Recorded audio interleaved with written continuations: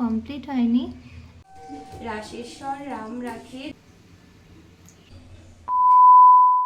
Hello everyone, welcome to our channel সুজানুনু vlog and শর্টসে তোমাদের সবাইকে আসার অনুরোধ রইল।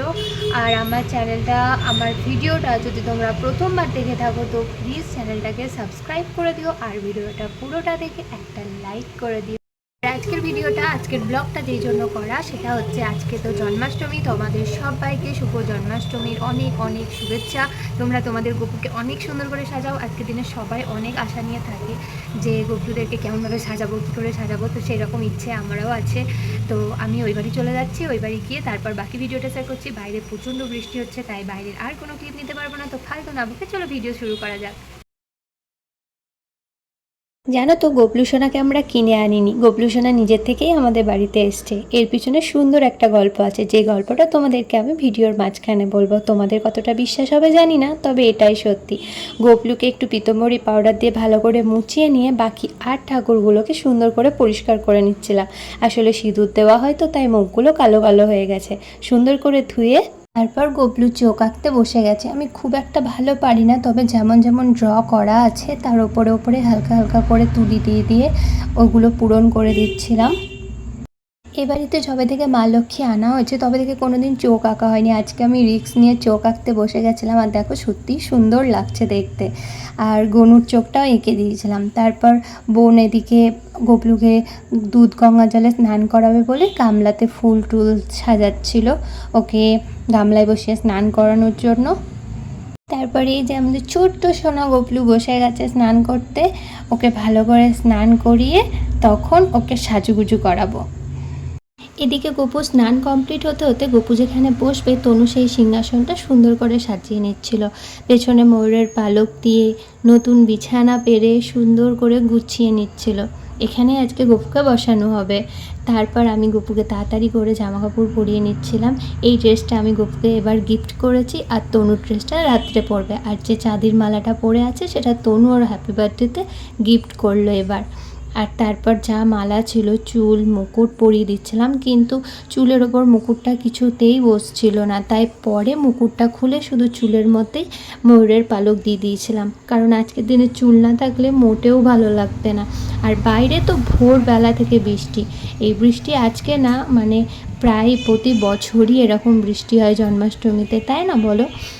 আর এই দেখো এখানে গবলুকে কত গিফট দিয়েছে সবাই। তারপর মা বেলি ফুল এনে দিয়েছিল, সেই বেলি ফুলগুলো দিয়ে আমি ছোট ছোট করে মালা তৈরি করে নিচ্ছিলাম সব ঠাকুরগুলোকে পরানোর জন্য। তো চলো গবলু সোনা আসার কাহিনী বলা যাক।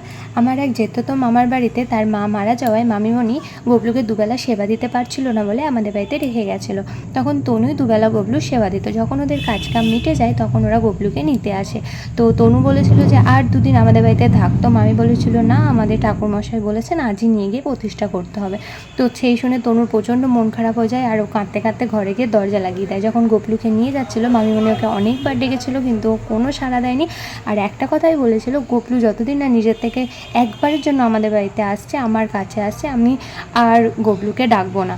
তো তার এক সপ্তাহের মধ্যে গবলু আমাদের বাড়িতে আসে। আমার এক বান্ধবী তার কিছু পার্সোনাল প্রবলেমের জন্য গবলুটাকে তনুকে দিয়ে দেয়। Happy birthday to you, happy birthday, happy birthday, happy birthday to you. এই যে বৌদি এখানে তাল ঘষতে বসে গেছে। তারপর দেখো এত অ্যারেঞ্জমেন্ট কত সুন্দরভাবে সাজিয়েছে তনু, সবটাই তনু সাজিয়েছে। তালের লুচি আর তালের বড়াটা মা আর বৌদি মিলে ভেজে দিয়েছে। আর তনু গবলু সোনার জন্য পায়েস রান্না করেছে। উনুনে রান্না হচ্ছিল তো, তাই সেই ভিডিওগুলো করতে পারেনি, কারণ উনুনে এত আঁচ উঠেছিল যে তাড়াহুড়ো তাড়াহুড়ো লেগে গেছিলো। তো তারপর সব ফল টল কেটে চকলেট সাজিয়ে তালের লুচি তালের বড়াগুলো সব ঠাকুরের জন্য সুন্দর করে সাজিয়ে আমরা উপরে নিয়ে চলে এসেছিলাম। তনু আর বৌদি মিলে গবলুর পুজো কমপ্লিট করে নিয়েছিল। তারপর আমরা গবলুর কয়েকটা ছবি তুলে নিচে চলে এসেছিলাম। বাড়ি বাড়ি সকলকে প্রসাদ দিয়েছিলাম। তারপর আর কোনো ভিডিও নেওয়া হয়নি। এই যে সন্ধ্যেবেলায় তনু তাড়াতাড়ি উঠে গেছে, উঠেই গবলুর জামা পাল্টে দিয়েছে। আর এই যে হলুদ জামাটা পরে আছে, এটা তনু গবলুকে গিফট করেছে। তনু সন্ধ্যাবেলায় সন্ধ্যা আরতি কমপ্লিট করে নিচ্ছিল, তারপর আমরা সবাই মিলে একটু একটু করে গোপলু সোনাকে দোল দিচ্ছিলাম, কারণ এরপর গোপলুকে সিংহাসনে তুলে দেবে। আর আমরা সন্ধ্যাবেলায় ক্ষীর মাখন ছানার ভোগ দিয়েছিলাম। কি সুন্দর লাগছে না হলুদ ড্রেসটা পরে দোলনায় বসে।